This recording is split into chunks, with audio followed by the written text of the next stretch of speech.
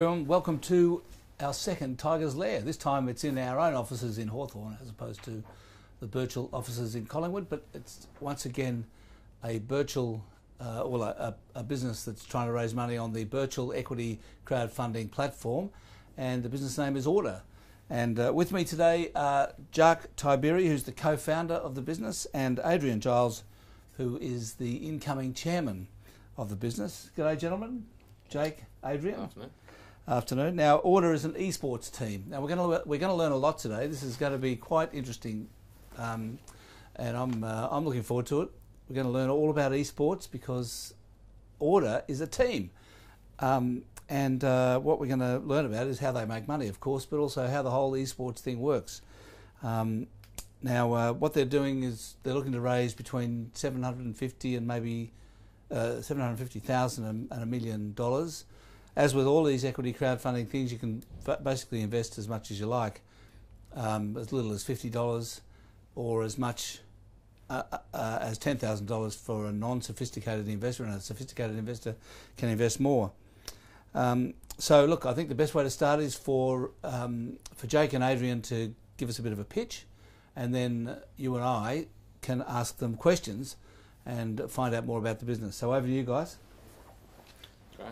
All right. Do you want to talk about just what esports is and a little bit about Order, and I can talk a bit about the industry and the growth and so on. For sure. Okay, so esports is kind of the professionalization or the sports of video games.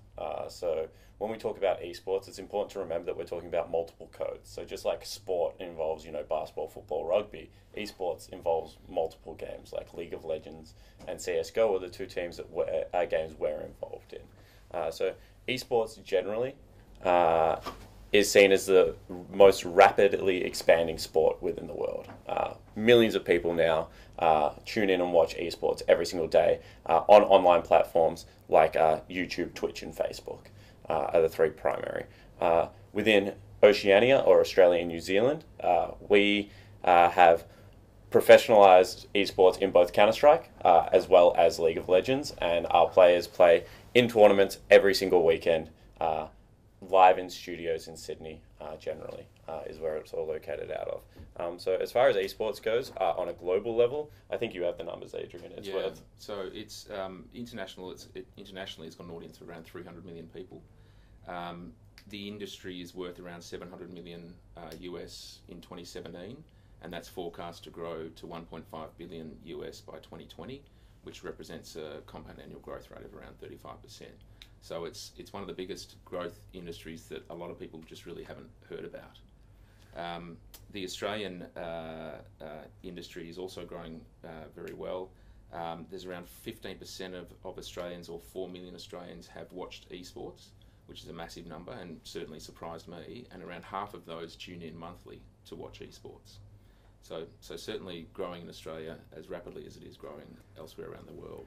And Australia is very well primed, in a great position to capitalise on esports because of our geography. There's no real dominant geography at the moment. It's fairly evenly spread around the world, but Asia is certainly one of the key growth areas, and Australia particularly is a great growth area for it.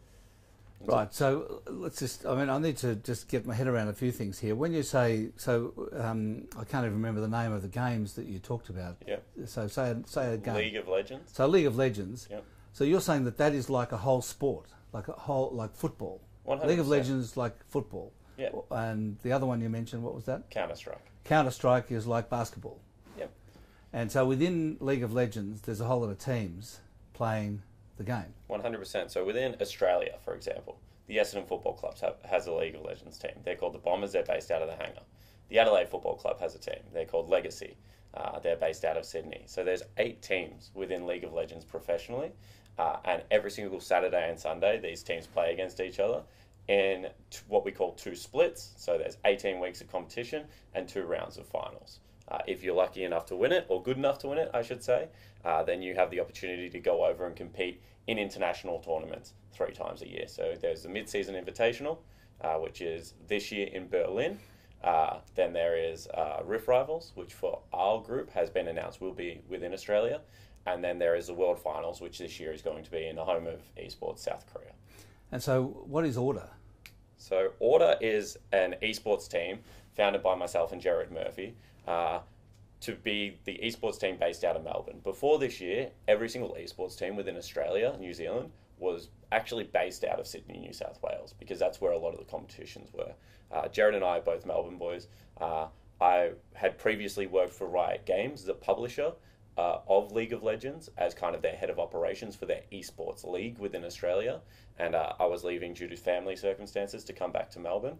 And Jared and I, Jared, of course, from leading teams, is very interested in the high performance aspect of sport, created a team together within League of Legends to try and win it all within Australia. So Order is a League of Legends team, is that right?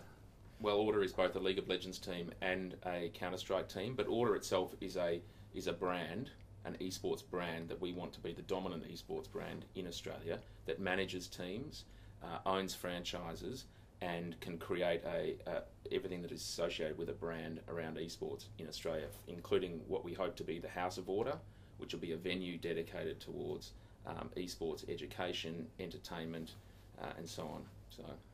So not just a team. Not just a team. But it is a team. Yeah. But it does have teams, yes. Right. And are the teams called Order? Yeah, the teams are called Order Melbourne. So we have a team in League of Legends and we have a team in Counter-Strike. Right now our team within Counter-Strike has been internationally... the team was created in January. Since then they've been internationally to the Counter-Strike World Championships in Katowice, Poland, as well as the World Entertainment Games over in Shanghai, and competed internationally twice. So tell me how Order makes money as a team. Primarily we make money through sponsorship, which is how most esports teams make their money at the moment. We also sell merchandise, we'll sell advertising, and we'll generate shared revenue from the franchise opportunities that we have that make money out of broadcast and advertising and sponsorship themselves. And also through the House of Order, we want to make money through education, helping the next generation of esports gamers become professional and the people that are surrounding the esports industry. But I take it that people don't pay to watch esports.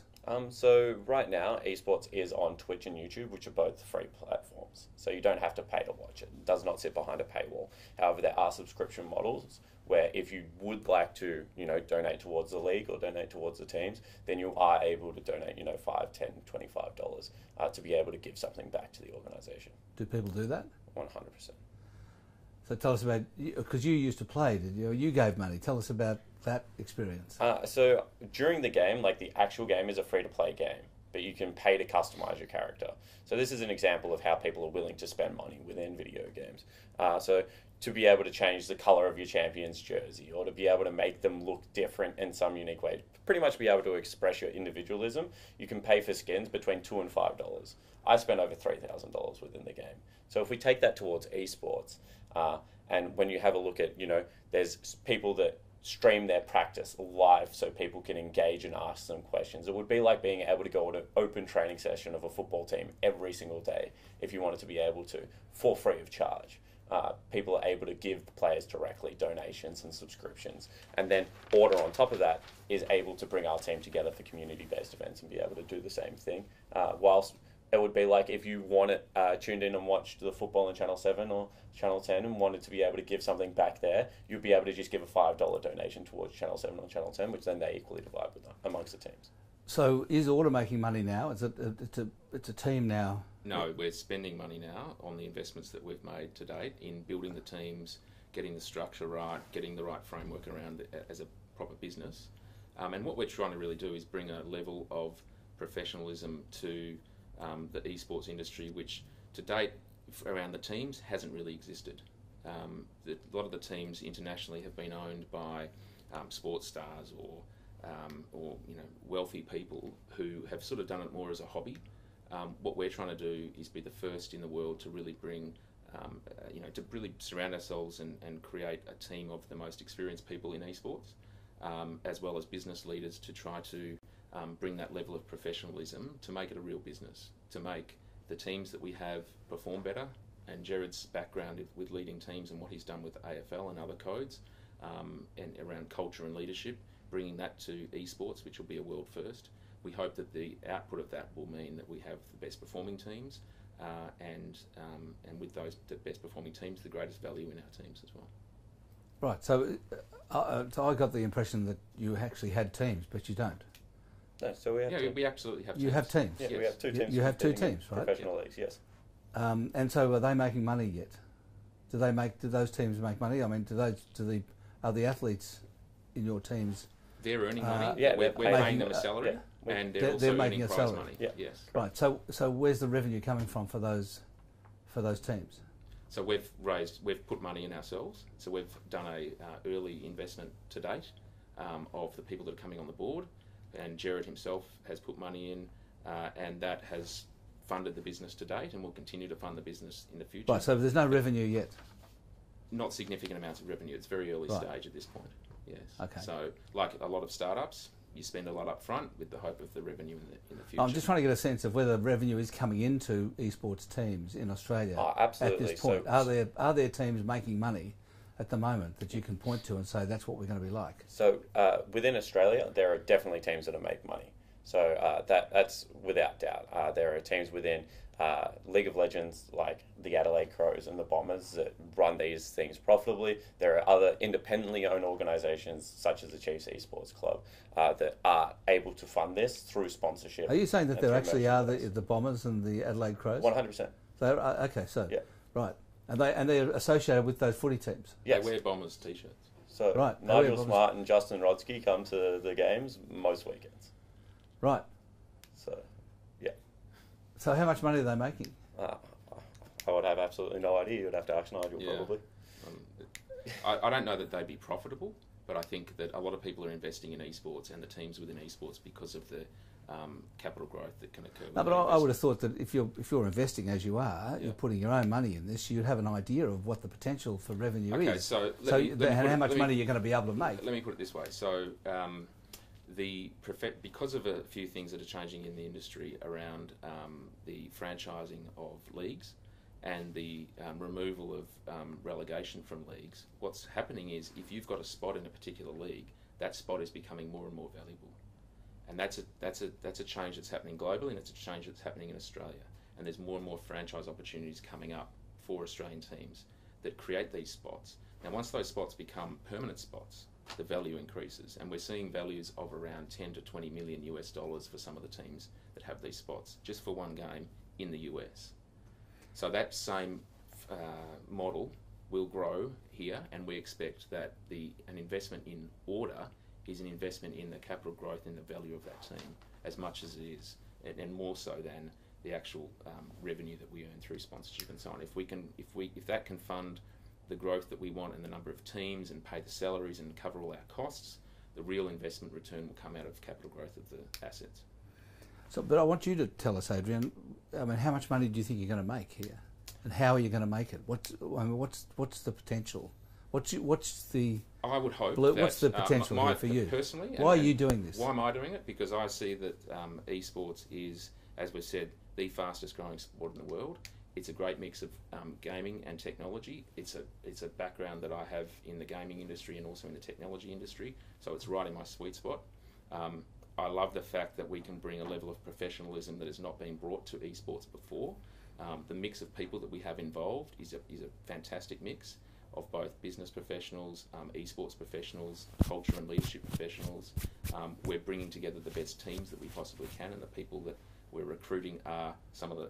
in fact, it's fair to say we have the best Counter-Strike team in Australia, and we have one of the best League of Legends teams, if not equal in the top three. Yep. So we're already proving that we can actually build and recruit the right talent. And as we evolve and grow that team, we want to, over the next few years, cover our costs, but also get significant capital growth in the value of those teams. And I'm hopeful that my investment will increase through the growth in the value of the teams. Right. It's a investment on that basis. So okay, but I mean, have you got any kind of role model, anything you can point to and say, what I okay, said before about the US market. So if teams right now for one particular game in the US are valued at 20 million US dollars, then we're trying to build an entire esports brand across multiple teams with with gaming venues, with education, with a whole range of other revenue streams that those teams are simply not even touching at this point. And so if we can do that and have successful teams in these leagues, then the value that we can create surely will surpass some of the values of just the individual teams in America today. So, So the value and the money is coming from sponsorship mainly, right? Yes. Yeah. Yeah. And what do the sponsors get? Because in football they get a spot on the Guernsey or whatever, and they get to go to the game and take their clients and friends. Absolutely. So that's exactly what you get within esports. I mean, esports has sold out arenas like the Seoul Soccer Stadium in minutes. That's 80,000 people that will go watch it. So we have jerseys as well that sponsors are able to get access to. And what people need to realise is that the football market every single year ages.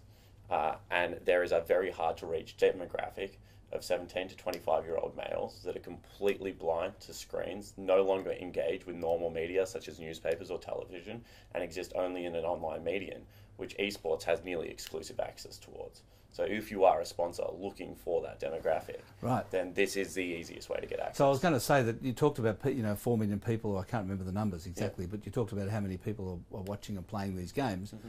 When we're talking about people, we're talking about young people, right? Absolutely. We're talking about under 25s. So generally it stretches out to about 32.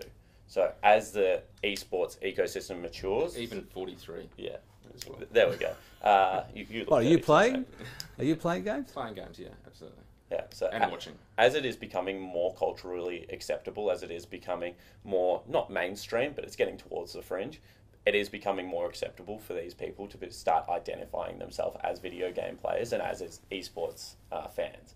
And as that continues to happen, the age does stretch out. But yeah, we're talking about young, primarily male, but not exclusively male. Like it's not 9 to 1. It's probably more 6 to 4 or 7 to 3 kind of ratio of an audience. Right.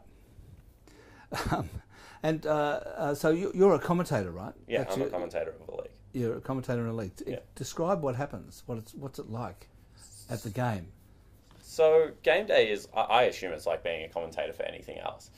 We rock up, we do our tech rehearsal, make sure all our gear is working. Then we go in and do a rehearsal of what our A block, so show opening, is going to be, and our half time is most likely going to be. So we do that beforehand. Players start arriving, they go into their own private rooms, they start strategizing about what the game is going to look like that day. And then as soon as the game kicks off, they play best of threes, so it's like kind of tennis. You play 3 sets, first to 2 wins, and we take the audience through, the educational and what is happening, because it's quite a complex game, but also the excitement and the yelling and everything else that comes with football and the drama of sport. We're there to be the conduit between the game and the audience. And is it all taking place on a big screen? Is that how people watch it being played? So yeah, people digest this through screens. So you mean on screens on their lap, or is it a big screen?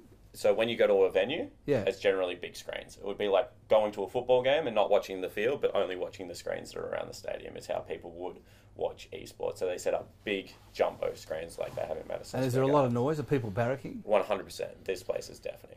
It's deafening? Yes, it is very, very loud and very, very And is the commentary that you're doing, is it being broadcast through the whole arena? It gets broadcasted throughout the arena. Huh. Because that's not what happens to the footy. It certainly is not.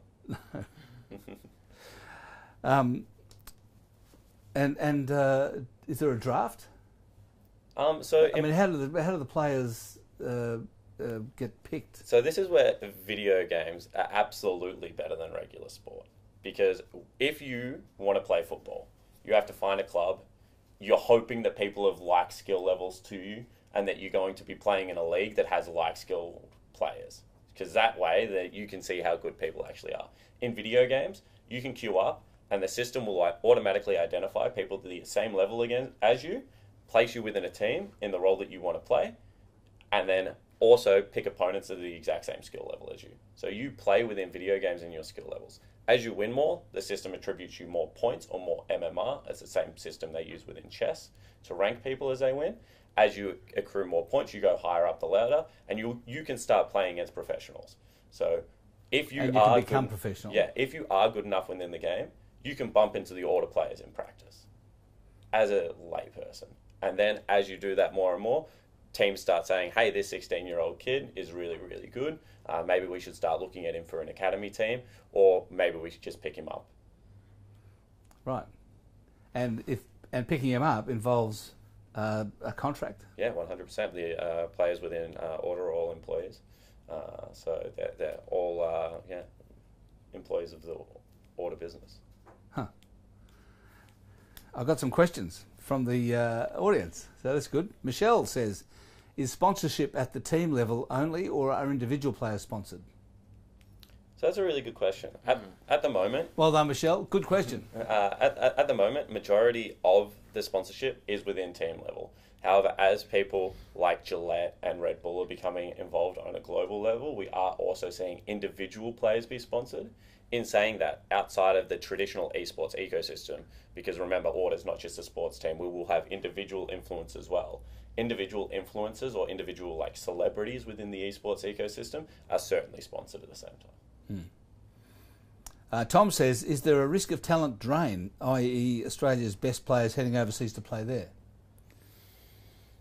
Potentially, and one of the things that we want to ensure is that we give players the best environment in which to excel at what they want to do. Do you want to talk about some of the things that the players have around nutrition and... Yeah, absolutely. So all the players within Order have access to gym memberships, nutritionists, dietitians, health and wellness specialists, and then people like Jared who are high performance coaches. So we put them in a fantastic environment to be able to learn. In saying that, talent does go overseas, but within esports, you cannot pick up an exclusively foreign team. So if you play within North America, 3 of your 5 players must be North American citizens. If you play within Korea, China, the same thing. So within Australia, we can't go out and grab 5 South Koreans and bring them onto the Order lineup. The esports rules just don't allow it. So there will always be... Who enforces the rules?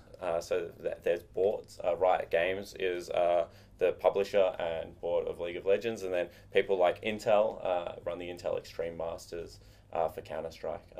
So there's, just like there's the AFL, there's commissioning bodies over all these esports. Right. And I take it that these players are athletes. I mean, I used the term before, but when one's always had the picture of a esports or a gamer, a video gamer, being a pudgy geek, right? Yeah. Sitting there with beard and pizza, and that's the way it is, but apparently not. No, absolutely not, because what you have to understand is that we are about breeding high performance and ultimately about winning. I mean, that is what sport is about. And if you think about what you need within your life to be able to have incredibly high reflexes, to be able to operate, mentally like on the highest level and be able to perform under high pressure situations, certainly isn't a diet loaded with carbohydrates and fat and no sunshine. So our players all go to gym, they all eat well. And it's becoming a time where, I mean, that was certainly the stereotype, but as more and more players are being seen in the spotlight, that is just being shattered time after time. I mean, most of the time, when you look at esports professionals now, you're looking at fit, young males that happen to play video games. Any women? So there have been females within esports, especially within Oceania. The captain of the Adelaide Crows Overwatch team, which is, once again, another code within sport. Her name's Strawbella. She's a female player. The one thing that the ratio of people that play is not equal to the ratio of amount of people that go professional. So there hasn't been enough women that have gone professional. It's something that tournament organisers like Women's Play Games internationally are hoping to be able to break the stigma, and it's something that we as Order believe in also having a part in trying to correct kind of that imbalance. But in most other sports, the men don't play the women. They have, as in AFL, we've got AFL Women's League. Mm-hmm. And so on. In esports, are women playing men? Yeah, absolutely. I mean, the good thing about esports is it's the ultimate equalizer, right? Everyone has a mouse and a keyboard, and you go from there. So women can and it doesn't rely on strength. What about reflexes? Are men's reflexes faster than women's or not? I actually don't have the study on that. I wouldn't think so. I've had my butt whooped by girls in games my whole life, so I wouldn't think so either. No, so therefore it is absolutely an equalizer between men and women. A question from David, is revenue seasonal, like the revenue from traditional sports? Is there anything seasonal about esports at all? What's seasonal, I suppose, is some of the competitions. So if you look at the League of Legends competition, it's run over to, is it 6-week blocks? 2 11-week blocks. 11-week blocks throughout the year, and then international competitions in between those periods. So largely it's across the entire year, and when we look at sponsorship for sponsorship revenue within order, it will be on annual contracts. It won't be for particular. But there's no, because I mean, with cricket and football and all that stuff, there is a season, which kind of seems to be convenient for everybody. There's no such thing as a season.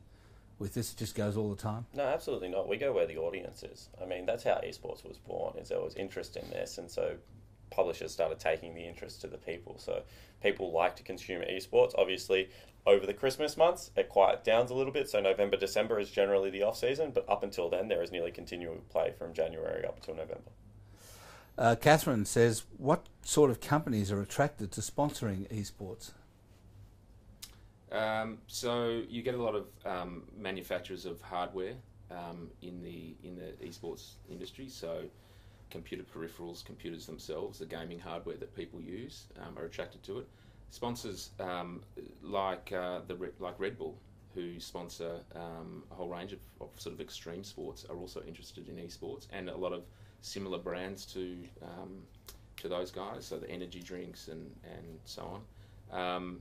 And telecommunications companies, travel. It's a pretty broad gamut. I mean, the audience that these large brands are trying to attract are well and truly there within the esports industry and are extremely engaged in what they're doing. And so for a brand to be able to attach themselves to that level of engagement is very attractive. And so it's appealing for a broad range of sponsors. I'll just give some real life examples. Audi sponsors teams, Gillette sponsors teams, State Farm over in the States sponsors teams, South Korea Telecom has the best team in the world. They've won 4 world championships. Samsung was previously sponsoring a naming sponsor of a team and now sponsors multiple teams. So real life big brands are absolutely everywhere. And do you know what they're paying? I mean, no, not particularly. Not that I can share. But what we do know is that the industry itself is worth $700 million US this year and growing to, as I said before. So that's $700 million is in total sponsorship. No. A lot of it is sponsorship. I mean, I'd estimate that to be 40 to 50% sponsorship. Yeah. And what would the rest be? Would be ticket sales, merchandise, broadcast rights. Tell us about broadcast rights. How does that work?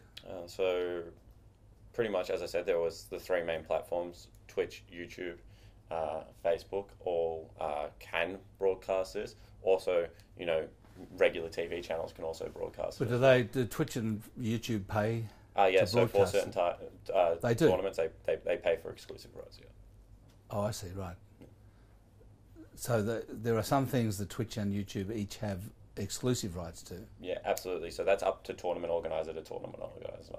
So within Riot Games, for example, they signed a BAM deal, which I think was public, which was worth a couple of $100 million. However, tournaments like Counter-Strike and tournaments like Overwatch will specifically go to a channel as exclusivity. So they will only stream on Facebook or they will only stream on Twitch. Right. Rachel says, how would unionisation by players in Australia impact on your business model? The North American League of Legends series has made moves towards a players' association. Are there similar calls for this to happen in Australia? All right, so Rachel's better informed than I am. So yeah, absolutely. So Rachel, good question. Player unionisation is something that I think is a very interesting topic, because I think that what we're trying to address here is player welfare. And I think that the reason I've been involved in League of Legends for the last 7 years, and the reason that I'm so happy at Order is because we put player welfare above nearly anything else. They live in the best gaming house that I've seen globally. They're well looked after. They have access to all the previous benefits that we've talked about, as well as being employees as opposed to being contractors. So I think that if there was to be a movement towards player unionisation, it certainly would not be something that would terrify us. We're all about player rights, and the sooner that they can be represented in a professional way, the happier we will be. Hey, tell us what happens in League of Legends. What goes on? League of Legends is incredibly complex. So it's probably the wrong game for an entry-level person to start out. But the easiest way I can describe it is that there's 5 players playing 5 players, and your goal is to destroy structures or to fight people to accrue an economy. And then when you have enough economy, you're stronger than the enemy because you're able to buy, items. How do you mean money when you say economy? Yeah, so it's called gold within, but every Right. game will have a different form of economy. And how do you make gold? By killing people and by killing things is the easiest way. Blowing I can say up it. buildings. Yeah, blowing up buildings and things like that. And so each time you do that, you get some gold. Yep. And as you build more gold, you become stronger than the opposition. Yeah, you can go back and you can buy items with that gold, and the items will have stats attributed to it. So you'll either get stronger or smarter, which means that you'll do more damage, and then you'll be able to eventually destroy their base. So your goal is to defend your base while destroying their base, and it's a 5v5 game. So it's a war game. Kind of. It is kind of a war game, but in saying that, we're talking about graphics of PG-13 plus availability. Yeah, it's a very fantasy orientated. Right, so it's not. There's no blood and guts. Absolutely not. Right. Yeah. And what happens? How do you win? So ultimately, you have a base that's defended by towers and walls and things like that. As the other team starts invading your base, there's an ultimate hub called the Nexus. If your Nexus dies, you lose the game. And a game goes from anywhere between 22 to about 45-ish minutes on average. Right. And is it possible to be a draw? No, not possible to be. Someone always wins. Someone always wins. Right. And what happens if a team, Order, say, wins all the time? Yep. What happens does Order become rich So by winning all the time? No, so the game resets. So as soon as you go into a game, everyone starts on 0 gold. So past performances doesn't gain you any on-field performance. But if Order keeps winning, then we go internationally. We play the best teams in the world, and hopefully we get some brand recognition for some. But is there a ladder that you as in football? Yeah. You climb the ladder, and at the end of the year you win the grand final. Is Absolutely. That what goes So the tournament started in January.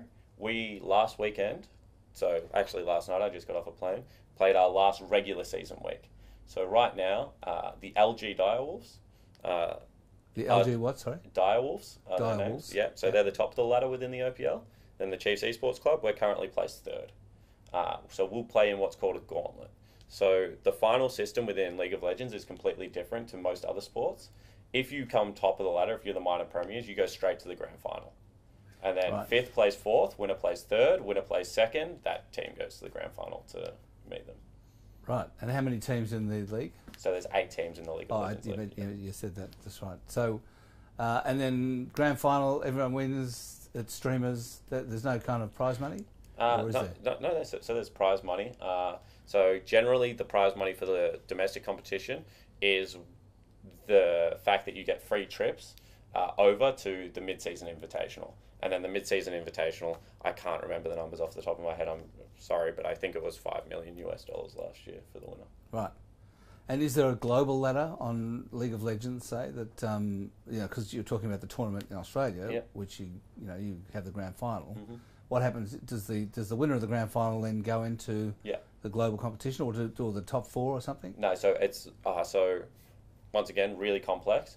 Oceania is a hub that we sit within, is deemed a minor region or a wildcard region. So we get 1 seed into the international tournaments. There are major regions within the world, North America, China, Korea, Europe, and the LMS. And they gain 2 or 3 seeds based on previous performance. So as Australia and New Zealand starts performing better, we will get more seeds within these international tournaments. Yeah, there's not many. I'm just trying to think of an international sport like that that's totally international. Like it's tennis, I guess. Yeah, it's kind of like tennis. Or cricket. Yeah. Cricket's a good example, actually. It would be like if your club became the Australian cricket team if they won. Right. Yeah, because obviously the way the cricket works is you get picked to play for the Australian team, but that's not the way this works. That's not the way this works. Your club goes. Yeah. Matthew says, can an esports team be relegated, and if so, what would this do to revenue? Technically, yes, they can get relegated. To what? So there are secondary leagues. So just like the AFL, you can get it would be like if an AFL team got relegated into the VFL, or there is an OCS league that you can get relegated into. In saying that, we've just finished third as in the regular season. As for order, I mean, we haven't really thought of what it's going to do to revenue because it's probably just not going to happen. Well, I mean, and this is our first season as order with that team, and we were top of the ladder 2 weeks ago, and now to finish third is amazing for our first season essentially. So we feel very confident that with everything that we've spoken about around what we're putting around this team, that we're creating a leading team and one of the best teams in league. You said, Adrian, the ambition is to build a kind of a whole ecosystem around order. Yeah. That's merchandise and I don't quite know. Education, venues. So you better explain a bit of that. Well, what do you mean by venues? You mean you're not going to own them, I imagine. Well, no. But one of the aspirations is to operate a venue where there's a gaming lounge, where we can educate the next generation of gamers and educate our teams themselves. Have offices there for the operation of order, sell merchandise. Potentially operate a bar and so on to create more of a social venue for it. A lifestyle brands being sold out of it as well. So really creating a place where people can go to celebrate their love of esports, right. and all encapsulated within the order brand. You obviously think that'll make more money than just owning a team. Yeah. Yeah, it will, and it will just give more credibility to the team and help find and attract new players, help train our existing players, help attach ourselves to the industry and to the fans as well. So to give them somewhere to go, just like football teams have home grounds and so on, where people can go and meet the team. And social clubs. Social clubs. Because so much of this happens on an online medium. Making it real, having a physical location to be able to go to and celebrate what esports is something that has not yet happened, and is something that we believe will add that depth and will add that real life and kind of that credibility behind the whole ecosystem. Where do you reckon this is going to end up? I mean, what do you imagine it's going to be? Because it's all happening quite quickly. It's growing, as you say, 35 to 40% per annum now, and it seems like only yesterday that the whole thing started. But so, I mean, where's it going to be in 5 years? Probably an Olympic sport. There's talk already of it being at the... League of Legends or a particular game or all the games? Or potentially some of the games. Probably not all the games. I mean, the Olympic Committee has already said that they don't want violent games at the Olympics, but a lot of the games are not violent. So the Olympic Committee is already talking about this, are they? Yeah. It was actually a really funny conversation because the Olympic Committee was where it started, and then a lot of the backlash was aimed towards the gaming community. But I think that this will end up in Olympic sport as VR and technology improves. As far as a spectator sport goes, this will absolutely explode because you will be able to spectate it in a much more user-friendly way as opposed to staring at a screen, as we keep talking about. So as technology evolves with it, as venues start becoming more interactive and start becoming, we've all seen the venues in the States and are now becoming much more technology friendly, much more user interactive. So as that continues to evolve, really the sky is the limit for esports as a sport. Anything that sport can do, esports can do, but it is a much more dynamic landscape because it is continually changing. Amazing. Great. Well, fantastic to talk to you guys. Thank you. Thanks, Alan. No worries, thank you. That was Jake Tiberi and Adrian Giles, the co-founder and chairman of Order. And they're raising money on the virtual equity crowdfunding platform. They're looking for between $750,000 and $1 million. And you can invest virtually any amount you like. And what they're looking for at the moment is expressions of interest. So if you're interested, you don't have to commit to money for sure. You just have to make an expression of interest on the virtual website. You'll find links to the Order section of the website, and you can make an expression of interest if you want to, and then they'll keep you in touch, and you can then go to the next step when that is required. So thanks again to Jake and Adrian. It's been fascinating today. Thanks for having us on. And we'll look forward to keeping in touch with you and watching your progress. All right, thank you. Thank you. Thank you.